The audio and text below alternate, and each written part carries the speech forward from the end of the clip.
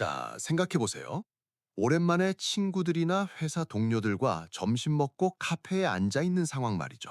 누군가 이번에 새로 나온 갤럭시 S25 울트라 티타늄 모델을 테이블 위에 딱 올려둡니다. 그 영롱한 무광 재질 위로 카페 조명이 매끈하게 흐르는데, 와, 이번에 새로 나온 거야? 진짜 예쁘다. 라며 사람들의 시선이 그 폰으로 쏠립니다. 그때 문득 내 손에 든 6, 7년 된 구닥다리 폰을 봅니다. 액정 구석은 살짝 깨져 있고 케이스는 누렇게 변색돼서 꼬질꼬질하죠.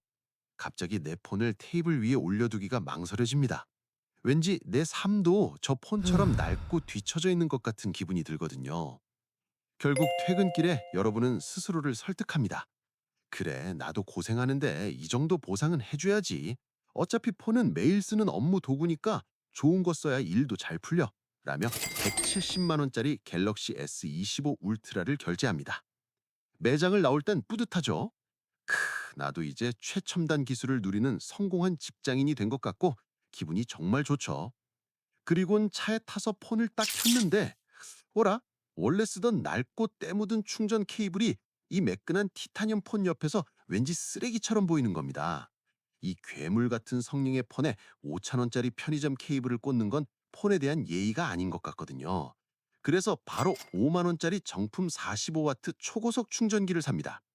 집에 와서 책상에 올려두니 이번엔 예전에 쓰던 투박한 플라스틱 거치대가 폰의 품격을 깎아먹는 것 같아요.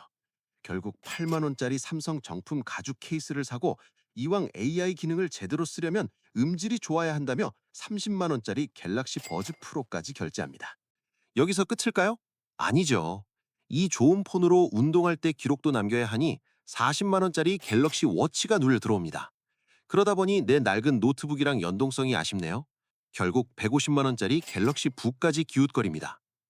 보세요. 분명 170만 원만 쓰려고 했는데 정신 차려보니 400만 원 가까운 지출이 설계되고 있습니다. 여러분이 경제관념이 없어서일까요? 아니요. 이건 주식 폭락보다 무섭게 자산을 갉아먹는 심리적 연쇄 반응, 바로 디드로 효과 때문입니다. 전 한 번의 구매로 시작되는 연쇄 소비와 디드로 효과에 대해서 진짜 미친 듯이 고민합니다. 사실 말이죠. 저도 예전에 이 함정에 빠져서 통장 잔고가 0이 되는 걸 경험해 봤거든요. 만약 당신이 분명히 열심히 벌고 남들만큼은 아끼는 것 같은데 왜 매달 카드값은 내 상상을 초월할까 하는 고민 때문에 밤잠을 설치고 있다면 구독 버튼과 이 영상이 도움이 되면 좋아요도 꼭 눌러주시길 부탁드려요. 오늘 영상 끝까지 보시면 여러분의 지갑에서 돈을 빼가는 보이지 않는 손을 완전히 잘라내실 수 있을 겁니다. 자, 여기서부터 진짜 재밌어지는데요. 사실은 말이죠. 여러분은 지금까지 철저히 속고 살았습니다. 사람들은 흔히 내가 합리적으로 판단해서 샀어 라고 말하죠. 이것 보세요. 천만의 말씀입니다. 실제로 신용카드 소비 데이터를 정밀 분석해보면 소름 돋는 결과가 나옵니다.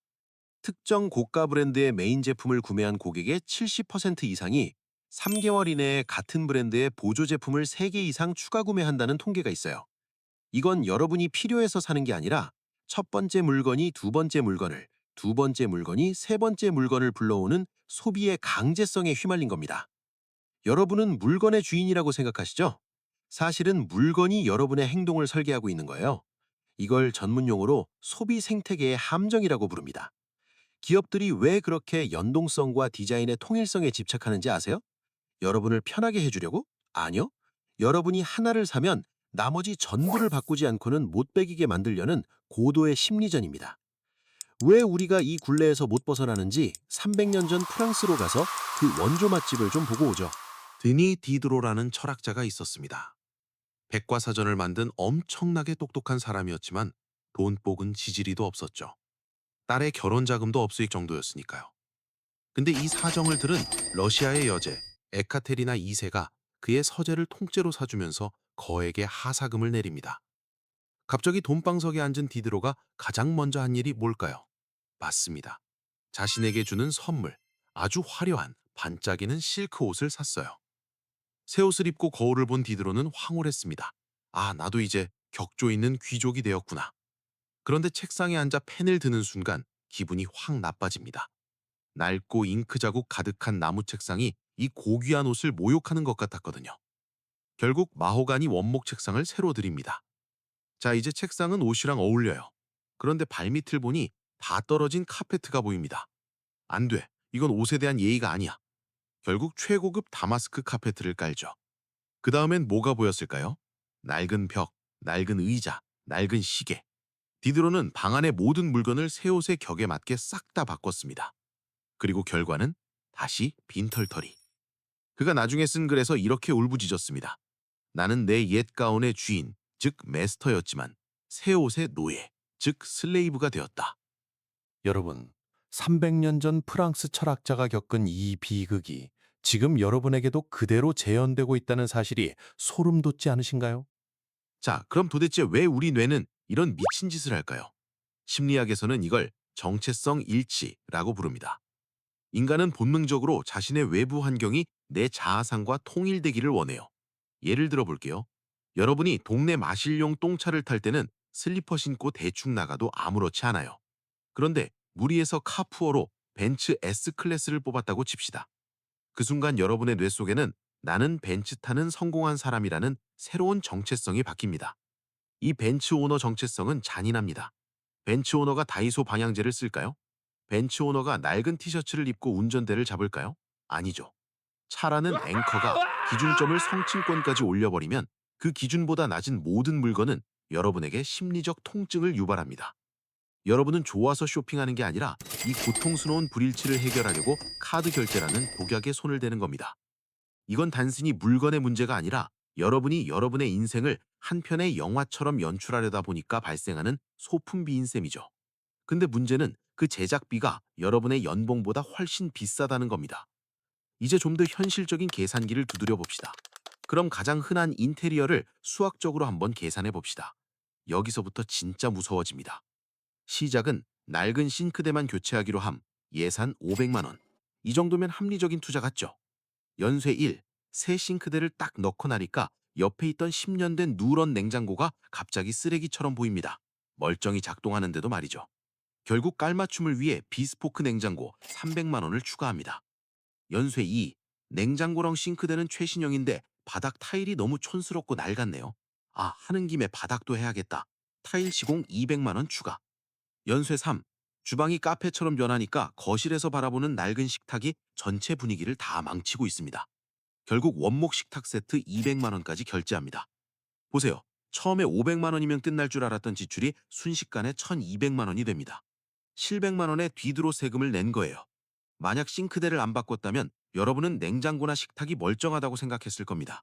업그레이드가 오히려 불만족을 창조한 셈이죠. 근데 여러분, 이게 집 안에서만 일어나는 일일까요? 요즘 여러분이 미쳐있는 러닝도 소름 돋게 똑같습니다. 처음에 가볍게 신을 러닝화 하나 바꾸면 집에서 입던 반바지가 초라해 보이고 기능성 셔츠를 새로 사면 손목에 찬 일반 시계가 촌스러워 보여요. 15만 원짜리 신발 한 켤레로 시작한 운동이 풀세트 장착에 마라톤 원정 비용까지 합쳐져 500만 원짜리 프로젝트가 되는 건 시간 문제입니다. 여러분은 체력을 업그레이드한 게 아니라 만족의 기준치를 강제로 상향 조정당한 겁니다. 그 결과는 항상 똑같죠. 통장은 비어가고 신발장엔 러닝화만 쌓여가는데 기록 단축의 만족감이나 온후한 인증샷의 쾌감은 딱 3초 갑니다. 자, 그럼 우리는 평생 낡은 옷만 입고 살아야 할까요? 아니죠. 제가 디드로 효과의 저주를 푸는 3단계 방어막을 알려드릴게요. 이건 제 개인적인 노하우이자 수천 명의 자산가들이 지키는 원칙입니다. 첫째, 시스템 전체 비용을 계산하는 습관을 들여라. 어떤 물건을 살 때 딱 그 제품의 가격표만 보지 마세요. 이걸 사면 따라올 친구들이 누구지? 라고 적어보세요. 갤럭시 울트라 170만 원? 아니요. 정품 케이스, 워치, 버즈, 연동 가전까지 합친 300만 원이 진짜 가격입니다. 이 풀 패키지 가격을 지불할 능력이 없다면 첫 단추를 절대 끼지 마세요. 둘째, 하나 사면 두 개 버리기 룰. 디드로 효과는 물건의 축적에서 힘을 얻습니다. 새 옷을 하나 사면 옷장에서 가장 안 입는 옷 두 벌을 기부하거나 버리세요. 내 소유물의 총량을 줄여버리면 새로운 물건이 들어와서 정체성을 흔들 공간 자체가 없어집니다. 이건 여러분을 수집가에서 사용자로 되돌려놓는 가장 강력한 훈련법입니다. 셋째, 전략적으로 기준점을 낮게 유지하라. 이게 가장 중요합니다. 저는 이걸 숨겨진 재력이라고 불러요. 남들이 보기에 내 능력보다 한 단계 낮은 차를 타고 평범한 시계를 차고 소박한 옷을 입으세요.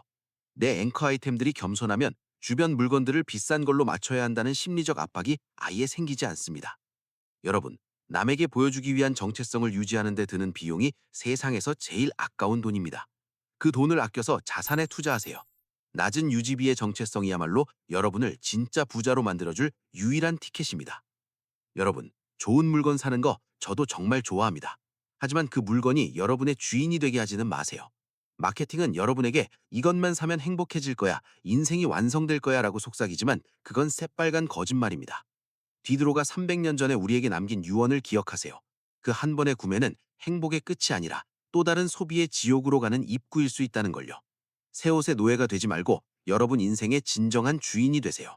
여러분이 오늘 참아낸 그 불필요한 구매 하나가 10년 뒤 여러분의 진정한 경제적 자유를 선물할 겁니다. 오늘 영상이 여러분의 통장을 지켰다면 구독과 좋아요 꼭 부탁드리고요. 지금 여러분의 장바구니에 담긴 그 물건, 혹시 또 다른 소비를 부르고 있진 않나요? 댓글로 남겨주시면 제가 냉정하게 진단해 드릴게요. 전 다음 영상에서 여러분의 지갑을 더 단단해질 만한 이야기로 돌아오겠습니다. 절대로 디드로처럼 새 옷을 먼저 사지 마세요. 감사합니다.